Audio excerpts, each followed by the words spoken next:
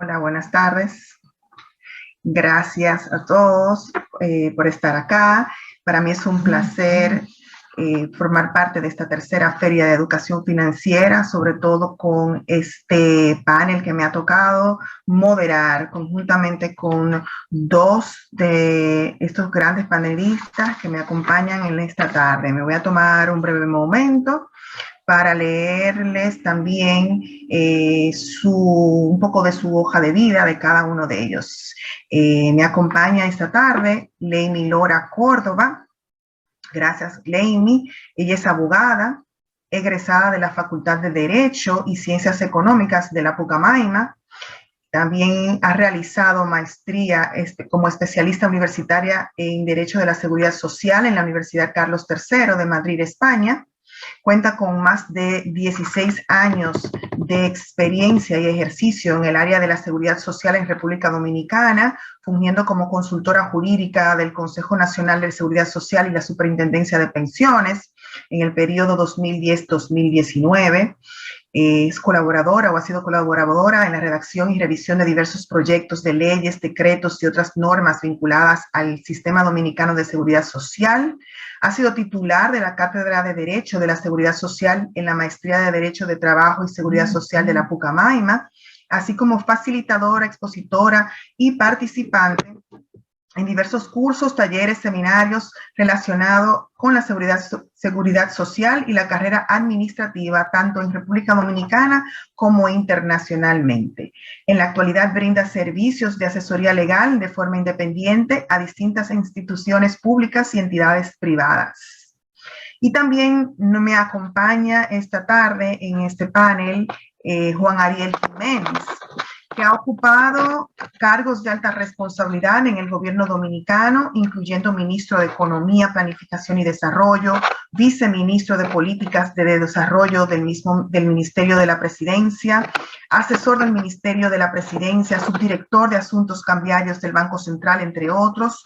Durante los años de servicio público se destacó por su participación en innumerables procesos, tales como Ley y Reglamento de Alianzas Público-Privadas, Reforma de la Seguridad Social, Reforma Fiscal del 2012, Pacto Educativo, Política contra el Lavado de Activos, entre otros.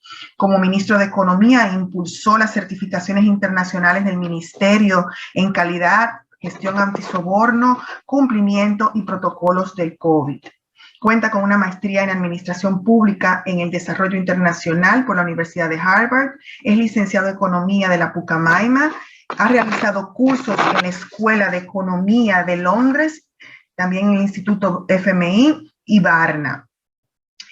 Cuenta con una vasta experiencia laboral a nivel internacional y además también con una vasta experiencia académica. Muchas gracias, Juan Ariel, por acompañarme también esta tarde, y Leimi, gracias también. De inmediato, porque contamos con un tiempo muy restringido, y este tema yo sé que es algo que se ha venido hablando y discutiendo en los últimos meses, y que muchas personas están tal vez un poco confundidas y les falta un poco más de información y de detalle, y creo que esta tercera Feria de Educación Financiera pues es una gran plataforma para aprender un poquito más sobre esto. Hablemos de este 30%, cuáles son sus beneficios, cuál es el mito o los probables mitos y las realidades de los fondos de pensiones en la República Dominicana.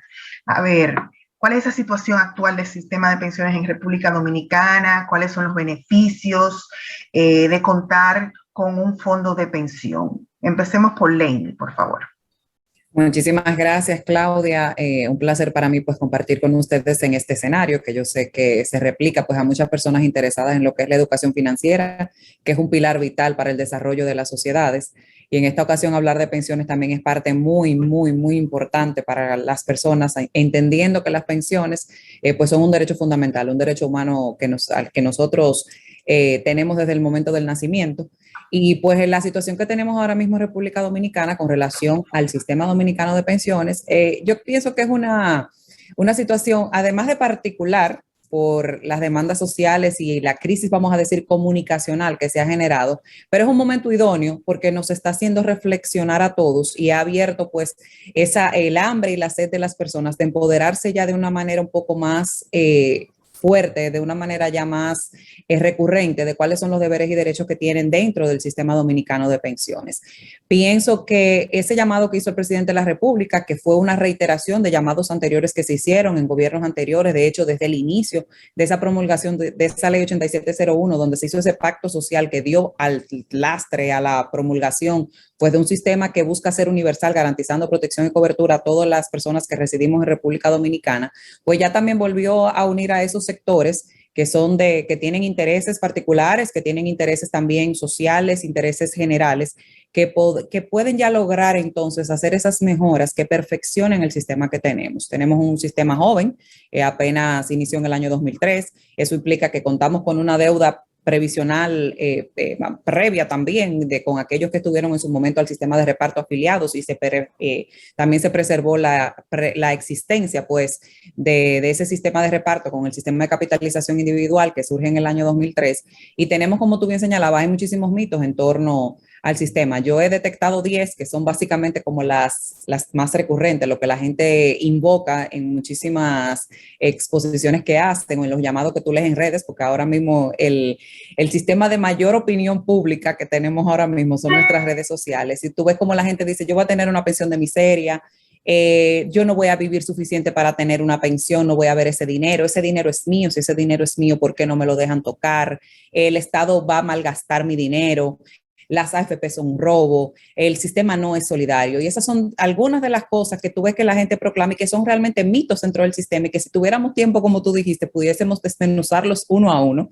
Porque en primer orden, el sistema te garantiza por lo menos una pensión mínima que es igual a un salario mínimo del sector privado, al salario mínimo legal más bajo. Ahora mismo son 11.500. Entonces, si vamos desmitificando, podemos entender claramente que hay personas que ahora mismo reciben salarios que están dentro de ese ranking. De hecho, más del 60% de la población económicamente activa dentro del régimen contributivo cotiza por menos de 26,000 pesos. O sea que esa persona, si sigue cotizando, cuando llega a la edad de retiro, pues va a recibir una pensión probablemente igual al 100% del salario que percibía, porque ese salario mínimo y esa pensión mínima se va indexando en función de las indexaciones que se hagan a los salarios. Ahora bien, problemas que sí tenemos un problema del mercado laboral, donde sí tenemos un problema de salario, donde sí tenemos un problema de reporte real del salario que devenga el trabajador, donde sí tenemos evasión al 100% de personas que no cotizan por razones propias, por voluntad o por condiciones, vamos a decir que indirectas. Tenemos una tasa de informalidad que supera el 56% ahora mismo también de la población económicamente activa. O sea que entiendo que, volviendo al punto inicial, estamos en un momento perfecto, idóneo, para reflexionar sobre aquellas propuestas que real y efectivamente sí generen una discusión franca y abierta y garanticen entonces mejoras al sistema, redundando evidentemente en mejores y más pensiones. Excelente, Leimi. Juan Ariel, por favor, si no puedes abundar también de tu parte. Sí, claro, muchísimas gracias. Y decir pues que siempre es un placer compartir escenario y compartir espacio con los profesionales que conozco su trabajo y admiro mucho, como son Claudia y Leimi. Yo quisiera, antes que nada, tomar dos pasos atrás y pensar qué es un sistema de pensiones, porque yo creo que muchas veces cuando le pedimos las cosas, aunque sean legítimas nuestras peticiones, pero se le pedimos al instrumento incorrecto, podemos tener insatisfacción. Los sistemas de pensiones no son más que esquemas para garantizar que en el momento del retiro las personas tengan un ingreso, un modo de vida. Dígase que cuando yo llegue a cierta edad, 65, 70 años, y decida no trabajar, obviamente como no estoy trabajando, ya no tengo ningún ingreso laboral, pues que pueda recibir otro tipo de ingresos para poder sostener un estilo de vida. Esos son los sistemas de pensiones. Entonces, quisiera decir que los sistemas de pensiones no han sido creados ni en República Dominicana ni en ninguna parte del mundo para atender otro tipo de situaciones que no sean las relacionadas a cómo voy a tener ingresos en mi vejez. Claro está, nosotros a lo largo de nuestra vida vamos a tener muchos problemas, vamos a tener problemas de salud que va a requerir dinero, vamos a tener épocas de desempleo donde vamos a necesitar recursos, o vamos a tener épocas donde queremos formarnos e invertir en nuestra educación. Pero los fondos de pensiones no fueron diseñados para eso. Para problemas de salud están los planes de aseguramiento de la salud. Ante problemas de un accidente laboral también está el aseguramiento de los riesgos laborales. Lamentablemente en República Dominicana no tenemos un seguro de desempleo, es una de las tareas que tenemos pendiente como país, Hay otro esquema que es el esquema de cesantía, pero no es igual. Entonces, cuando quisiéramos a veces ante un problema que se nos dé un apoyo, pues también hay que saber a qué elemento se lo pido. Y digo esto porque los sistemas de pensiones, hay básicamente dos formas de hacerlo. ¿Quién va a pagar por mis ingresos cuando yo me retire? Hay a grandes rasgos dos esquemas. Lo paga la versión de Juan Ariel joven mientras estuvo trabajando. Ahora, los que estamos trabajando, nosotros cotizamos un porcentaje de nuestro salario. ¿Para qué? Para que esos recursos nos puedan servir en el futuro. O lo paga el resto de la sociedad a través de pago de impuestos. Esos son los esquemas de reparto. En los esquemas de reparto, cuando yo me vaya a pensionar, no tengo ningún dinero. ¿Qué va a pasar? Lo va a pagar el gobierno. ¿Cómo lo va a pagar? A través de los impuestos que le cobra la gente, a través del ISTEBI, del impuesto sobre la renta, en fin, de levantar recursos a través del sistema impositivo. Pero alguien tiene que pagar por ello. Igual que si ahora mismo nosotros quisiéramos tener un sistema de reparto, cada uno de nosotros debería pagar más impuestos para cubrir las pensiones de quienes hoy estén retirados, con el intercambio en una suerte de contrato social de que cuando yo me retire, los jóvenes van a pagar por mí. Entonces, con esto quiero decir que los fondos de pensiones son eso, son esquemas para permitir ingresos en la etapa del retiro. Claro está. Esto es a nivel general, pero cuando viene una crisis como el COVID, todo se sale de contexto.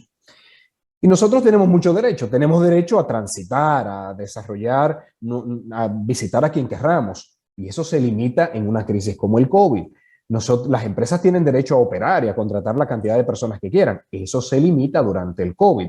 Entonces, la pregunta sería, durante esa crisis llamada la crisis económica del COVID, para mantener que las personas pudieran tener un ingreso mientras se quedaban en su casa para no contagiarse del virus. ¿Cómo era el esquema más idóneo para hacerlo? Y ahí, como economista, le tengo que decir, no es receta perfecta.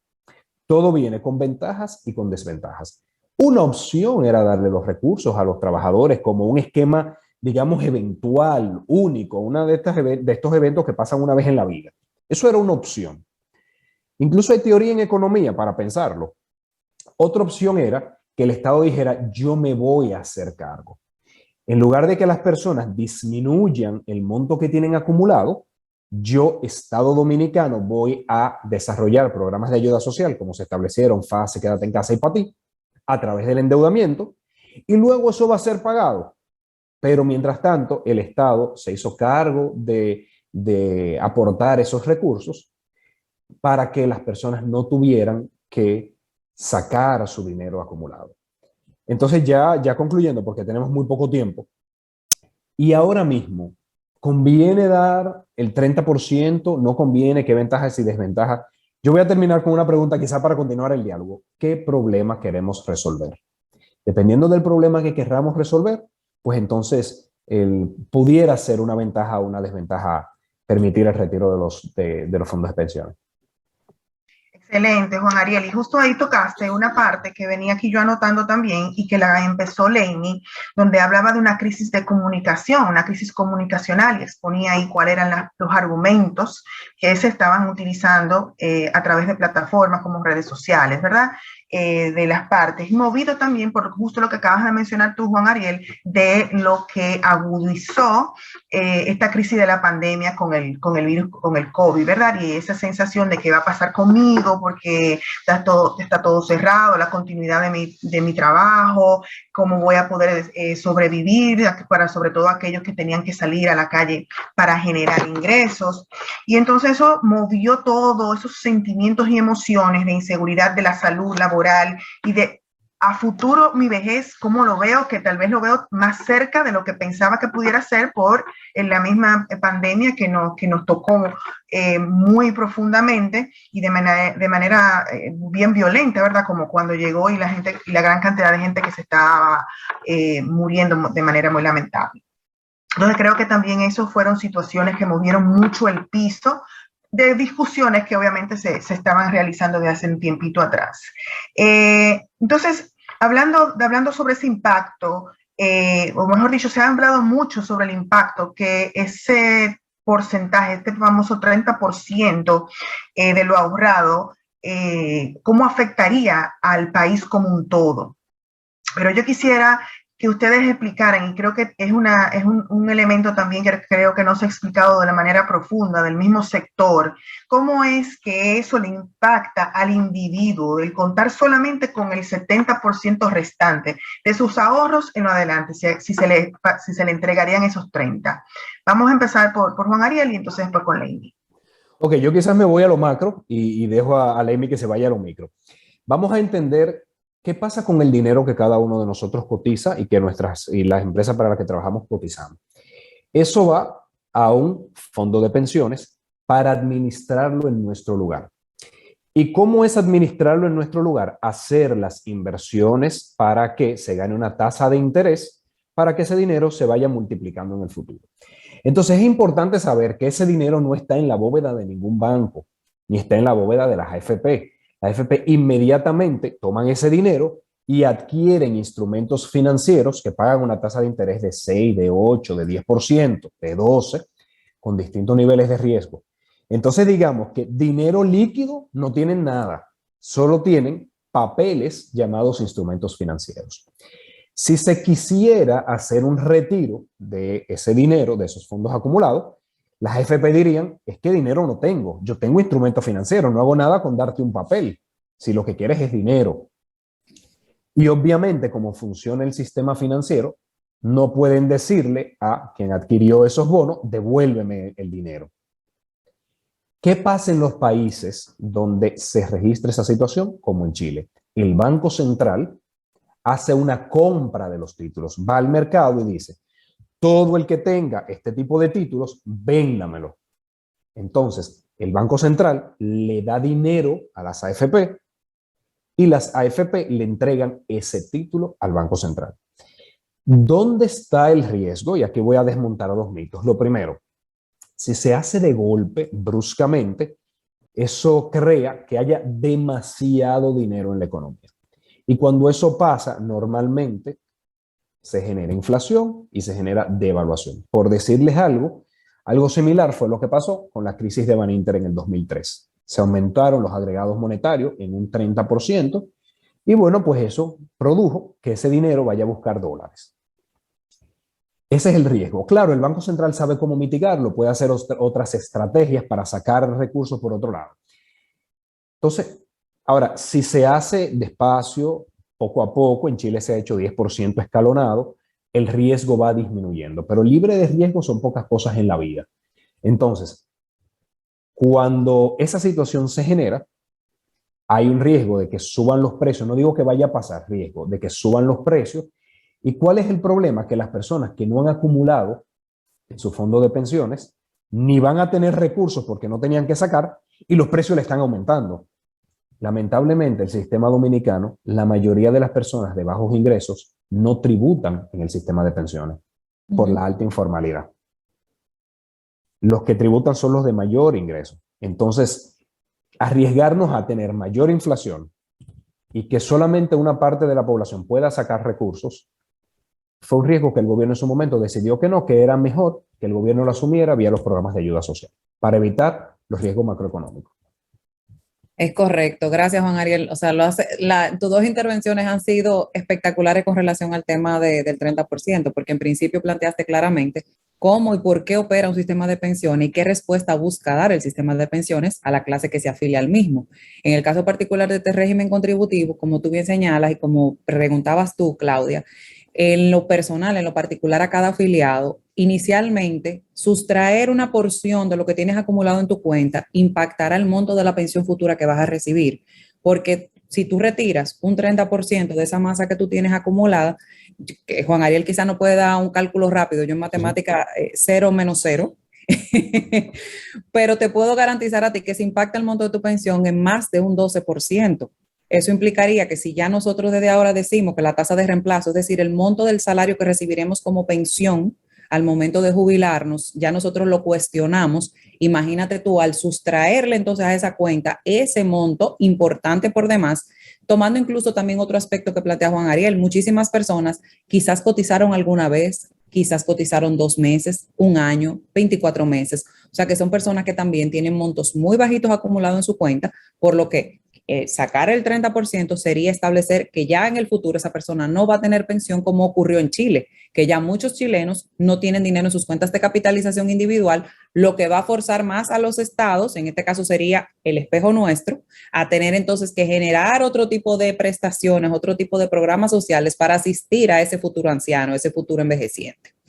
En otro orden también, tenemos pues que ese retiro del 30%, además del llamado populista, y ya Juan Ariel explicó claramente el impacto que eso tendría en la macroeconomía nuestra, o sea, en nuestro país, en los precios, en la inflación, en la tasa cambiaria, en el impacto en el cálculo de las políticas monetarias, o sea, las discusiones que vendrían ya en sobremesa en un momento de una crisis como esta, donde nosotros como país, yo creo que podemos darle hasta gracias a Dios que hemos sido ejemplo de que estamos ya otra vez teniendo unos niveles de producción casi igualados a lo que teníamos en marzo 2020 cuando inició la pandemia. O sea, que no nos quedamos sentados en la cuneta, sino que el gobierno pasado y el gobierno que asumió el poder en el año 2020 continuaron esos programas básicamente hasta junio de este año, incluso con cobertura de seguro familiar de salud, o sea que el dominicano, el residente en República Dominicana, no se vio desprotegida, no quedó desprotegida de programas. Entonces, la proclama ahora mismo del retiro de ese único ahorro que en muchos casos tiene la gente, porque hay personas,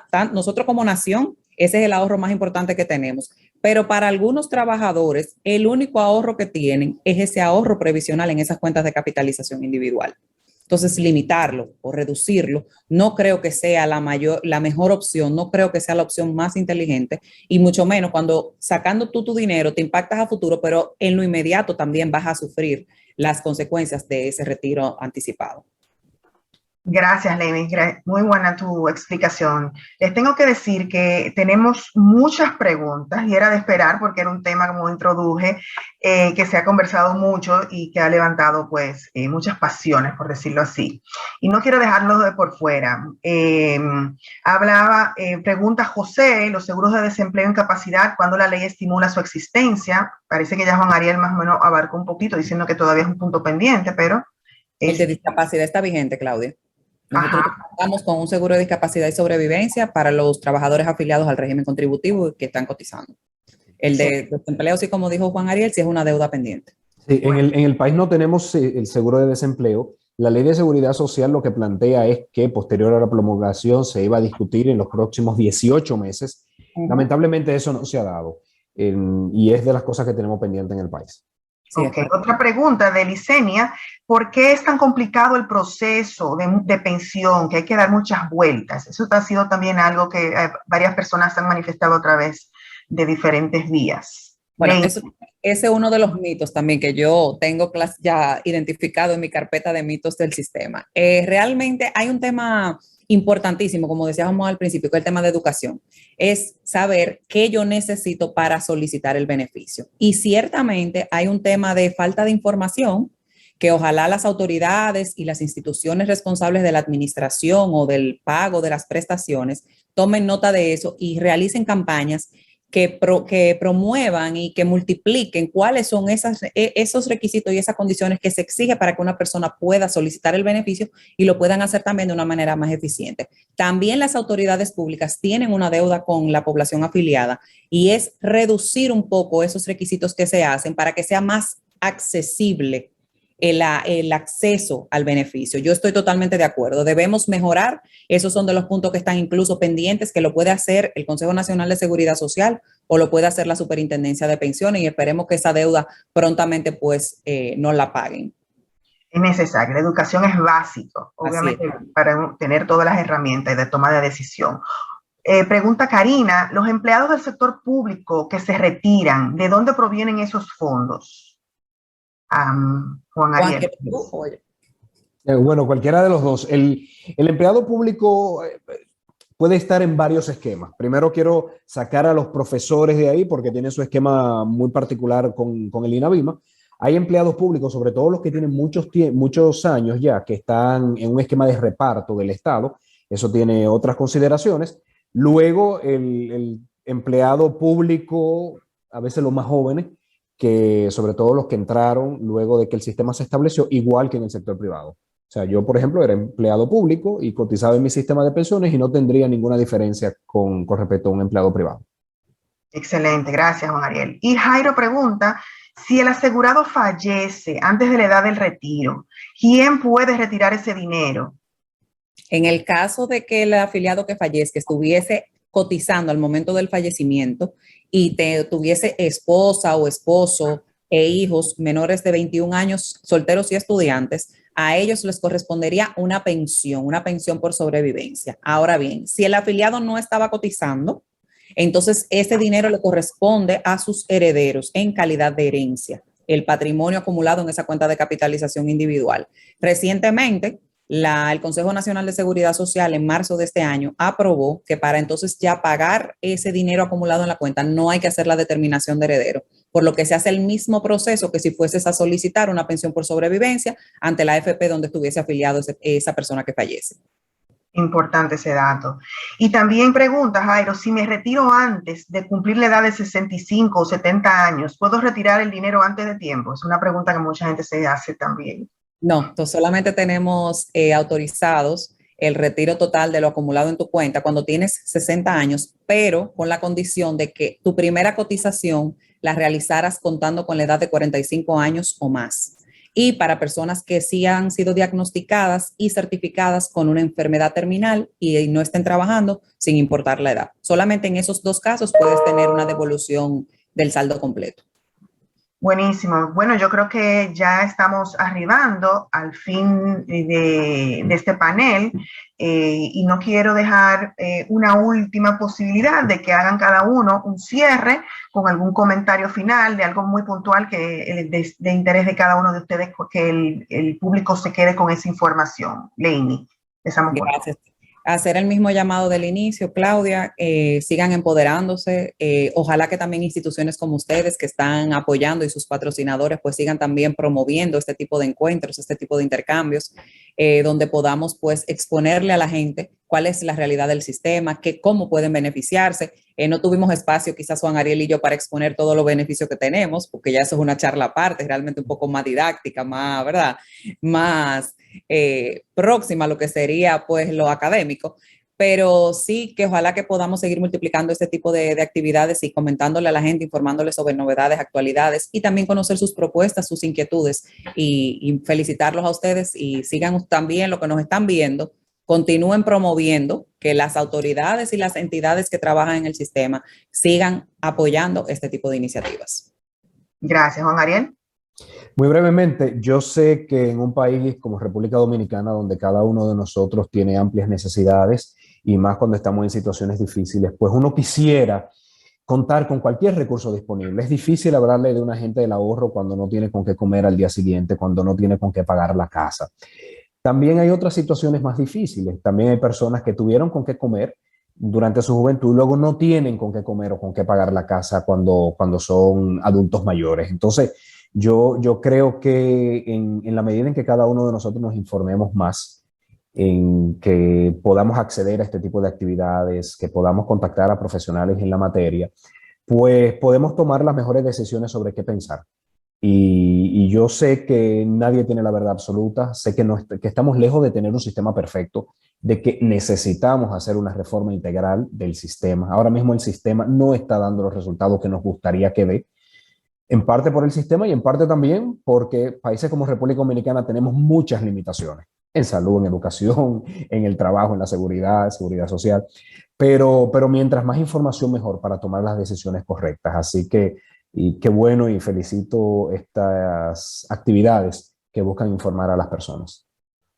Gracias, Juan Ariel. Definitivamente es un tema que necesita más tiempo y más espacio para desarrollar y seguro que pues nuestros organizadores van a tomar eso en consideración. Veo personas indicando que cuando hay otro taller, que quieren más información, o sea que hay una sed, ¿verdad?, de información y de que esto se discuta de manera más amplia con las personas pues que tengan esos datos muy puntuales para dispersar cualquier tipo de dudas y confusiones al respecto.